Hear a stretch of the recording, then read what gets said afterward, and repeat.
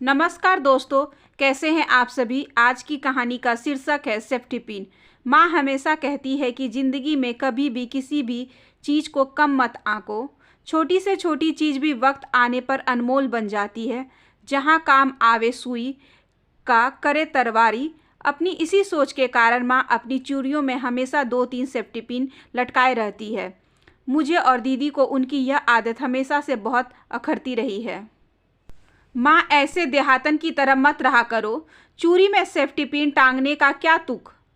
कभी भी चप्पल टूट जाए, कहीं भी किसी का कपड़ा फट जाए, पेटीकोट का नारा टूट जाए तो इस छोटी सी चीज़ से तुरंत अपनी लाज बचाई जा सकती है। इसलिए तुम दोनों बहनों को भी मैं यही सीख दूंगी कि इसे हमेशा अपने पास रखा करो। हम लापरवाही से सिर हिला देते, पर माँ अपनी धुन की पक्की थी। वे चुपके से हमारी फ्रॉक या स्कर्ट की जेब में या पेंसिल बॉक्स में यह छोटा सा डिवाइस खिसका ही देती थी।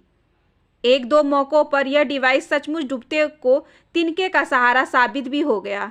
एक बार स्कूल में दीदी की सलवार का नारा निकल गया तो एक बार मेरे जूते की बेल्ट टूट गई।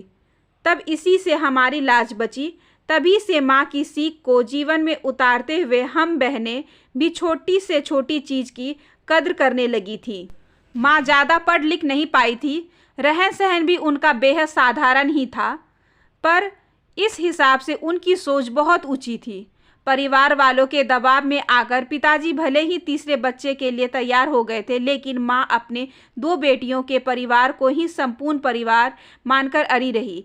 वे हमें अच्छी शिक्षा देकर अपने पैरों पर खड़ा देखना चाहती थी। हम बहनों ने भी उन्हें निराश नहीं किया। दीदी पोस्ट ग्रेजुएट पूरा कर बीएड करने लगी थी तो मैंने इंजीनियरिंग में दाखिला ले लिया था। बीएड पूरा होते ही दीदी की एक स्कूल में नौकरी लग गई थी। पिताजी की छोटी सी नौकरी में माँ ने हमेशा किफ़ायत से घर चलाया था। हमें कभी किसी चीज़ का अभाव महसूस नहीं होने दिया था। दीदी की नौकरी और तनख्वाह एक तरह से घर के लिए बोनस थे, जिससे हम बहनें नए कपड़ों, जूतों, फैशन, सिनेमा, रेस्टोरेंट आदि पर खर्च कर आनंद उठा रही थी। माँ पिताजी हमें खुश देखकर ही गर्वित हो रहे थे। हमारी छोटी से छोटी सफलता उनके लिए किसी उपलब्धि से कम नहीं होती थी। हम उनकी राजकुमारियाँ थीं। मैं वाद विवाद में अच्छी थी। मेरी जीती एक एक ट्रॉफी माँ ने बैठक में करीने में सजा कर रखी थी। अपने गहनों से ज़्यादा वे उनकी हिफाजत करती थी। पर जल्द ही हमारे इस छोटे से सुखी संसार को जमाने की नज़र लग गई। दीदी की नौकरी लगने पर हमने पूरे घर परिवार और मोहल्ले में मिठाई बांटी थी। गर्व से फूले पिताजी एक डिब्बा अपने ऑफिस भी लेकर गए थे। वही बातों बातों में अपने एक दोस्त के इंजीनियर लड़के से वे दीदी का रिश्ता भी तय कर आए। घर आकर उन्होंने यह खुशखबरी सुनाई तो हम सबकी खुशियाँ दोगुनी हो गई थी। पर दीदी तभी से उदास रहने लगी थी। मैं दीदी को छेड़ती, क्या दीदी आप तो अभी से अपनी विदाई को लेकर उदास रहने लगी हैं। पर अनुभवी समझदार माँ ने एक दिन एकांत में दीदी से सच उगलवा ही लिया था। दरअसल दीदी अपने एक साथी अध्यापक से प्यार करने लगी थी और उन्हीं के संग घर बसाने के सपने भी देखने लगी थी। सब कुछ जानकर माँ के हाथों के तोते उड़ गए। वे जानती थी कि उनके पति बेटियों पर कितना भी गर्व कर ले, पर उनका ऐसा कदम वे कभी किसी भी सूरत पर बर्दाश्त नहीं करेंगे। फिर लड़का उनके दोस्त का बेटा भी था। माँ को परेशान देख दीदी ने उन्हें ढाढ़स बंधाया था कि माँ चिंता नहीं करे, वे अपने प्यार को भुलाकर पिताजी द्वारा तय किए लड़के से शादी कर लेंगी। लेकिन सब कुछ जान लेने के बाद यह शादी करने में माँ को कोई समझदारी नहीं आ रही थी। मेरा इंजीनियरिंग का अंतिम वर्ष था और मैं पढ़ाई में लगी हुई थी। इन सब बातों की ओर मेरा ध्यान ही नहीं गया। एक दिन मुझे कुछ फुर्सत में देख माँ ने मुझसे सारी बातें साझा की। मैं खुद सन्नाटे की स्थिति में आ गई थी। खुद पर शर्म भी आई कि मैं घर के हालात से इस कदर अनजान कैसी बनी रही। लेकिन माँ की आगे की योजना सुनकर तो मेरे पांव तले जमीन ही खिसक गई। बेटी, अब इस घर की लाज तू ही बचा सकती है। मैं? वो कैसे? मैं अचकचा गई थी। सब कुछ जान लेने के बाद अब तेरी दीदी का उस घर में रिश्ता करा देना 3 जिंदगियां बर्बाद करना होगा। तेरी दीदी बलि का बकरा भले ही बन जाए, पर जिंदगी में कभी खुश नहीं रह पाएगी। हाँ, यह तो है, मैंने अबोध की तरह सहमति से सिर हिला दिया था। क्या तू भी किसी से प्यार में है बेटी? माँ ने अचानक पूछे सवाल पर मैं बौखला उठी थी। नहीं माँ, बिल्कुल नहीं, मैंने तो कभी इस बारे में सोचा तक नहीं। फिर ठीक है माँ, कुछ आश्वस्त हुई तो उस इंजीनियर लड़के से तू शादी कर ले। क्या मेरा मुंह खुला का खुला ही रह गया था। माँ, आप ऐसा सोच भी कैसे सकती हैं? क्यों, क्या गलत सोचा मैंने? देखा भला परिवार है, लड़का भी तेरी तरह इंजीनियर है। आजकल में तेरी ही भी तो शादी करना है। लड़कों वालों को ऐसे इनकार करेंगे तो उन्हें बुरा लगेगा, हमारी भी बदनामी होगी। पर बड़ी नहीं, छोटी बहन देने की बात करेंगे तो शायद बात बन जाए, दोनों घरों की इज्जत भी रह जाएगी। माँ ने समझाते हुए प्यार से मेरे सिर पर हाथ फेरा तो उनकी चूड़ी की लटकती सेफ्टी पिन मेरी आंखों के सम्मुख घूम गई। लगा दो घरों की लाज बचाने के लिए माँ मुझे सेफ्टी पिन की तरह इस्तेमाल कर रही थी। मुझे असमंजस में देख माँ बोल उठी, दबाव नहीं डालूंगी तुझ पर, तू पढ़ी लिखी समझदार है, मैं ठहरी अनपढ़ देहाती। बुद्धि ने जो रास्ता सुझाया तुझे बता दिया, मानना ना मानना तेरी मर्जी है। माँ उठकर जाने लगी तो मैंने उनका हाथ पकड़कर बैठा दिया। माना आपका सुझाव ठीक है, पर यह बात उन तक पहुँचाएगा कौन? तू। माँ मुझे एक के बाद एक शौक दिए जा रही थी। मैं? पर कैसे? अब यह तो तू ही जाने। वाद विवाद की ट्रॉफियां तूने जीती है, मैंने नहीं। बात को मनवाने के लिए किस ढंग से रखना है तू ही निश्चित कर। लेकिन बड़े बुजुर्गों से मैं कैसे बात करूंगी माँ? तुझे सीधे लड़के से बात करनी है, वो तैयार हो गया तो घरवाले को अपने आप मना लेगा।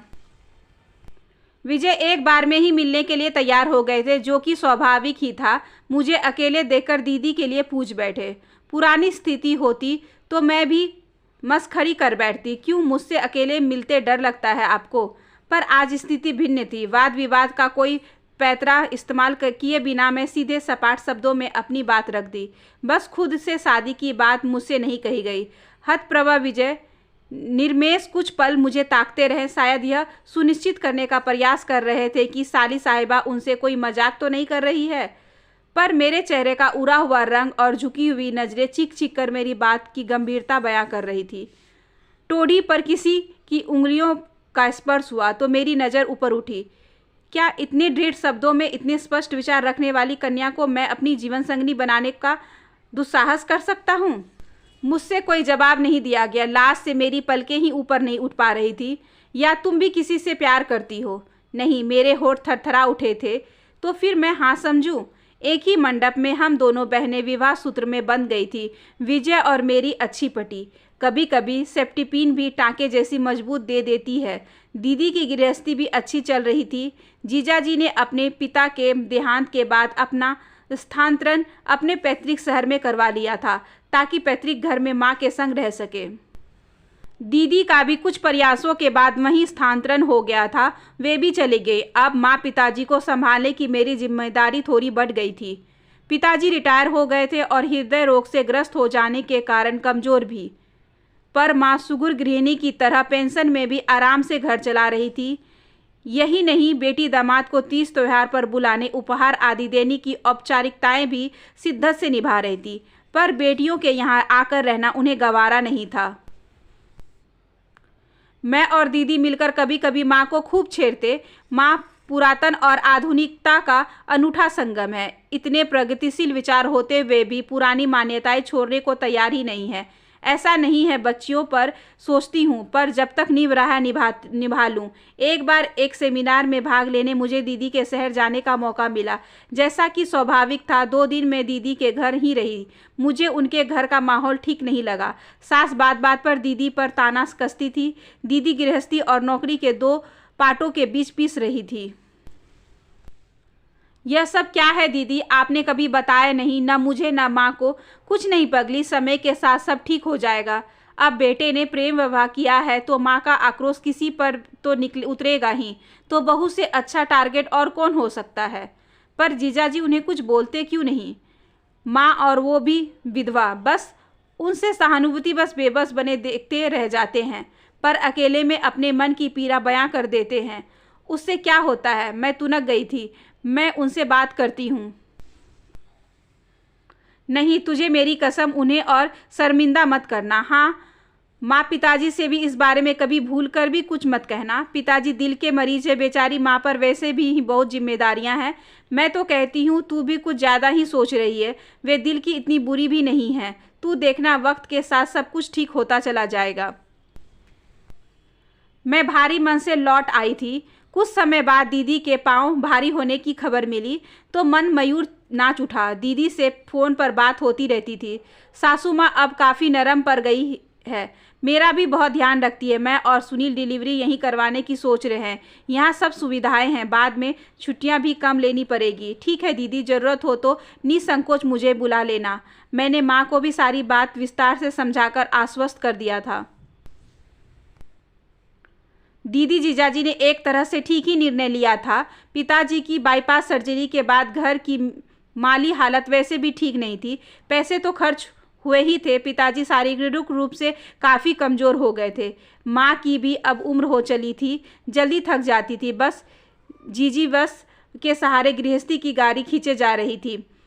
लेकिन डिलीवरी के समय कुछ समय पूर्व ही दीदी ने अचानक एक दिन माँ के यहाँ आकर सबको चौंका दिया। जीजाजी भी साथ थे, मगर चुपचाप और सबसे नजरें चुरा रहे थे, मानो किसी गहरे अपराध बोध से गुजर रहे हो। दीदी का बड़ा सा सूटकेस बता रहा था कि वे डिलीवरी तक यहीं रुकने वाली है। एकांत मिलते ही मैंने दीदी से माजरा पूछ लिया था। क्या बताऊं, हमारा तो इरादा वहीं डिलीवरी करवाने का था, लेकिन सासू माँ का कहना है बहू की पहली डिलीवरी उपहारों सहित विदाई आदि मायके से ही होनी चाहिए, वरना बिरादरी में नाक कट जाएगी। मजबूरन सुनील को मुझे छोड़ने आना पड़ा। वे तो खुद मन ही मन बहुत शर्मिंदा हो रहे हैं। लग रहा है, मैंने धीरे से कहा। तू चिंता मत कर, यहाँ भी सब अच्छे से हो जाएगा, हम सब है ना। ढाढ़स बांधती माँ के चेहरे पर चिंता की लकीरें स्पष्ट दिखाई जा रही थी। मैंने भी दीदी को ऐसे समय चिंता मुक्त रहने के लिए समझाया था। अगले दिन मैं ऑफिस से सीधे माँ के यहाँ पहुँच गई थी। जीजाजी रात की ट्रेन से लौटने वाले थे। घर पहुँची तो दीदी जीजाजी दोनों नदारद थे। माँ से पूछा तो उन्होंने बताया कि ज़रूरी काम से कहकर बाहर गए हैं। थोड़ी ही देर में ढेर सारे सामान से लदे फदे दीदी जीजाजी आ गए थे। यह सब क्या है? मेरे और माँ के मुँह से एक साथ निकल पड़ा था। ये सब आप बाद में देख लेना, अभी मेरा खाना लगाकर मेरी पैकिंग करवा दीजिए, मेरी ट्रेन का वक्त हो गया है। अरे हाँ, सब फटाफट काम में लग गए थे। जीजाजी को रवाना कर हम सुस्ताने बैठे तो माँ ने आखिरकार पूछ ही लिया, तुम दोनों गए कहाँ थे और यह इतना सब क्या लाए हो? सुनील अपराध बोध से दबे जा रहे थे, इसलिए ढेर सारा मेवा घी आदि सारा सामान लाकर रख गए हैं। सासू माँ ने उपहार के तौर पर जो साड़ियाँ कपड़े गहने आदि की मांग की थी वे भी हमने पहले ही लाकर रख दिए हैं। बाद में मेरा बाजार जाना मुश्किल होगा। एक बाई से तो बात कर आए हैं जो मेरा और बच्चे का अतिरिक्त काम कर देगी। माँ, आप और पिताजी बिल्कुल टेंशन मत लेना, पर यह सब तो हमें करना था। तेरी सासू माँ को पता चल जाएगा तो। माँ चिंतित थी। उन्हें कैसे पता चलेगा माँ? उनकी और जमाने की नज़र में तो यह सब आप ही ने किया होगा। हमें दोनों की घरों की ही इज्जत और मान मर्यादा का पूरा ख्याल है माँ। भावना के अतिरिक्त से माँ की आंखें पनीली हो गई थी। हम दोनों बहनें भी भावुक हो गई थी। माँ की सीख को हम बहनों ने व्यापक अर्थ में जीवन में उतार लिया था।